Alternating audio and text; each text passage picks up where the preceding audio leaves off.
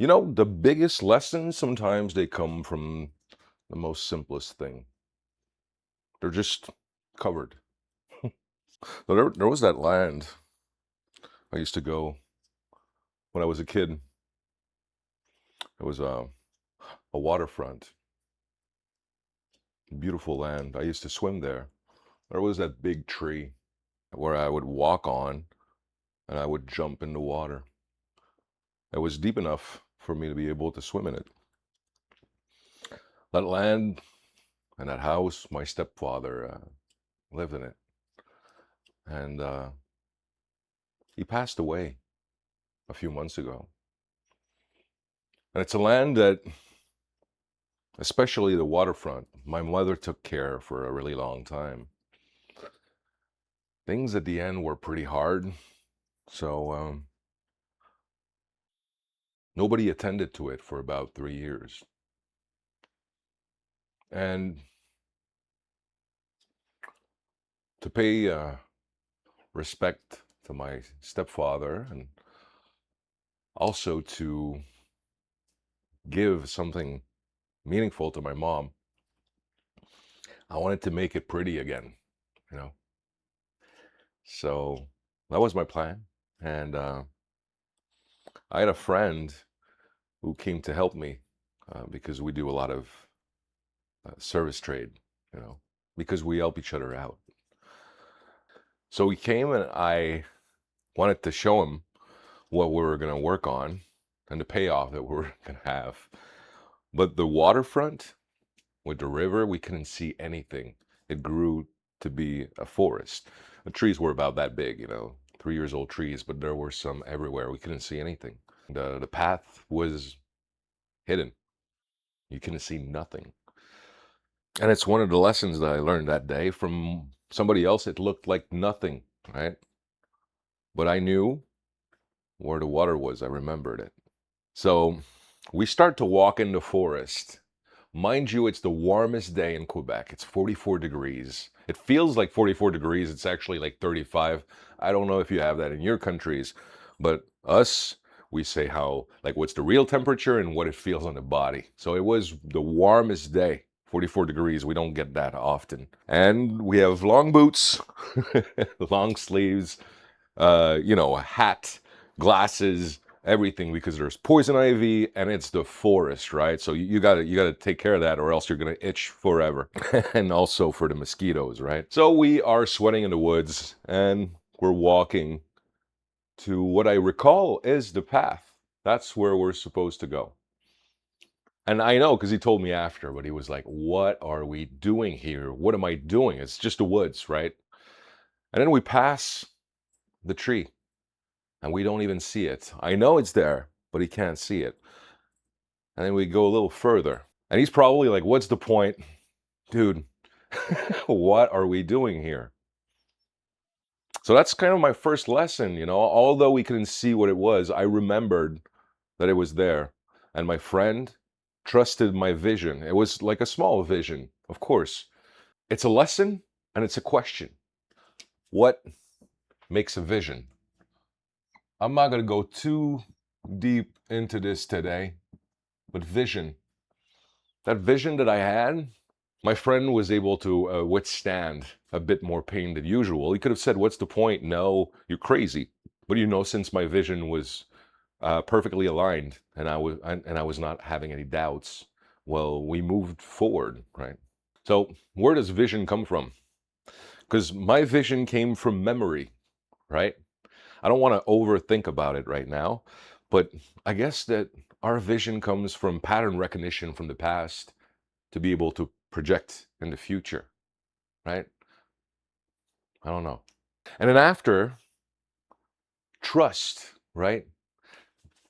My friend trusted me that my vision was good.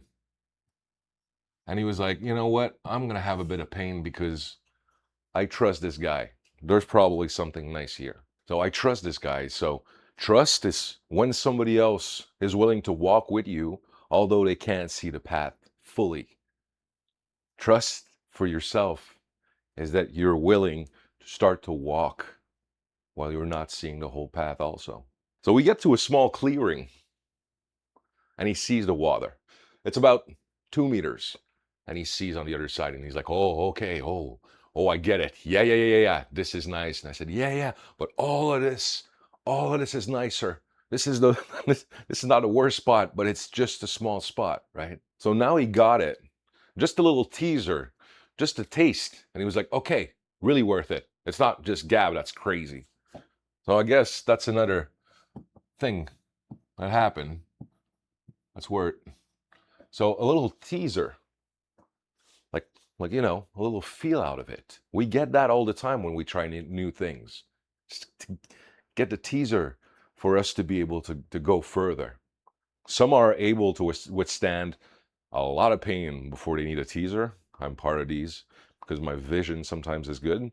But actually, I think I'm going to incorporate a lot of more small steps where there's a dopamine. And when the universe or the relationships that you have talks back to you, I think it's good to include a teaser in what we do for transformation. So after he sees the teaser, he says, "Okay, we need tools, right? Of course we need tools." So I have an old chainsaw and an old weed eater, to cut the grass. And he's like, "That's not going to cut it." So I still like try the weed eater and it starts to leak. It's not in good condition. It hasn't been tended to for a few years. So he's like, "Okay, we need to have something that's bigger, that's massive, like a power tool with a blade." So he convinces me, and there you go, trust again. I listen to him and he convinces me that we need some tools that I don't have right now. So he goes, I said, "Okay, cool, let's go to the store." So he goes to the store, and I continue to use my chainsaw. And while he's on his road to the store, my chainsaw breaks. So I call him and I'm like, "You take a chainsaw also. I think it's needed." So he comes back with the tool, a big chainsaw. I had a small one, and a weed eater with a blade on it. Like two guys, zombie apocalypse. That's what you want, right? So we are set up to be able to do maximum damage or maximum positive impact in a fast material way. So we start, ring, ring, ring, ring, and in about 2 hours, all of the path was cleared a first time. It's not perfect. We're in Pareto's law, 80-20, but in about 2 hours, everything is cleared up. And it would have taken me probably a week if I didn't get these tools. So I was quite fast, I'm saying. These tools were really good. So again, trust. And then tools. So I had a vision. He gave me his trust. I gave him trust in return, but I didn't have the tools. I didn't understand that I needed the tools. And then he told me, "You need some tools, buddy." And then with these tools, we're able to go really fast and have a really positive impact. So basically, he trusted my vision and he brought it to another level, right? And that's what it is, this relationship, this co-creation, you know? And you know what? It was pretty fast, but also the forest comes back fast if you don't tend to it. And that's internal as well as external. And it's okay, right? It's just really what we want to cultivate because, like, a forest is super beautiful too. A forest is pretty neutral. It's just when you're trying to go and swim and there's poison ivy, it's not so good for us, right? So, what we don't tend, well, the wild comes back to it.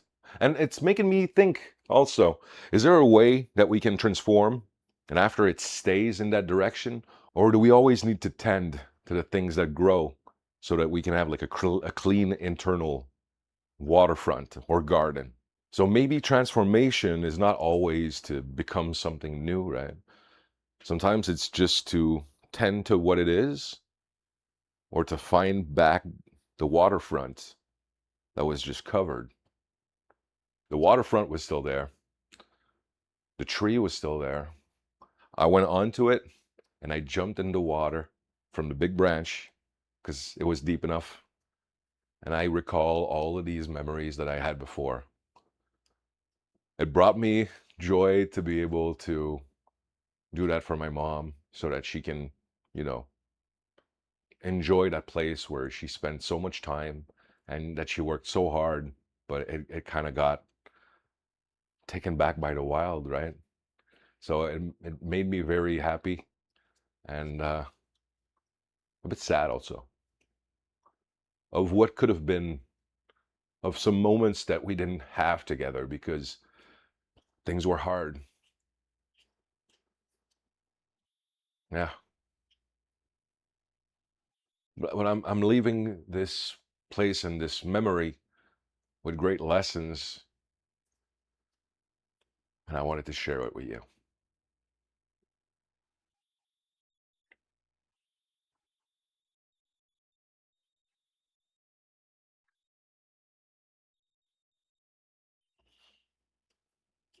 Thank you.